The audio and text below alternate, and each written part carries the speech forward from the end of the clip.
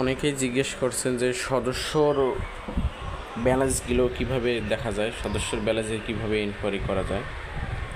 তো প্রথমত সদস্য ব্যালেন্স ইনকোয়ারির জন্য আপনারা যেভাবে ডিবি আপডেট দেন, কালেকশন শিট আপডেট দেন, সেটা তো একবার অ্যাপসে ঢোকার পরবর্তীতে ডিবি আপডেট দেওয়া লাগে। এগুলো তো করার প্রয়োজন নাই।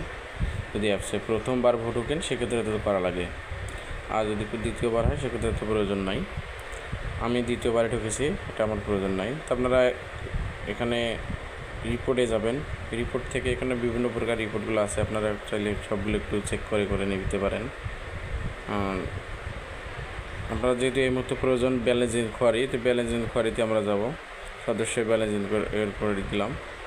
এখান থেকে আপনারা সরাসরি লোনি নম্বরটাই দিবেন। আমি লোনি নম্বরটাই দিলাম। সরাসরি লোনি নম্বরটা দিবেন, অন্য কিছু দেওয়ার প্রয়োজন নাই। লোনি নম্বর দিলাম। যদি আপনার সমিতির লোনি নম্বর স্মরণ না থাকে তো সে অবশ্যই সেন্টার কোড দিয়ে বের করতে পারেন। সেন্টার কোড দিয়ে একটা সদস্য নম্বর দিলাম। আমি একটা লোনি নম্বর দিলাম। এটা মেহেদুলের সদস্য, সহযোগী সদস্য, মেহেদুলের সদস্য। এটা হচ্ছে একটু ওর কনফিউশন ছিল যে আসলে ব্যালেন্স আছে কি না। আমরা ভিউ দেবো, এবার পরবর্তীতে ভিউ দেবো। ভিউ দেওয়ার পরবর্তীতে দেখা যাচ্ছে যে এখানে সব কিছু ডাটা চলে আসছে। সে লোন কত তারিখ নিছে, তার লোন পেইড করছে কত টাকা, ডিউ কত টাকা, এখনও আমরা টোটাল ব্যালেন্স কত টাকা পাই সবগুলো এখানে দেখা যাচ্ছে।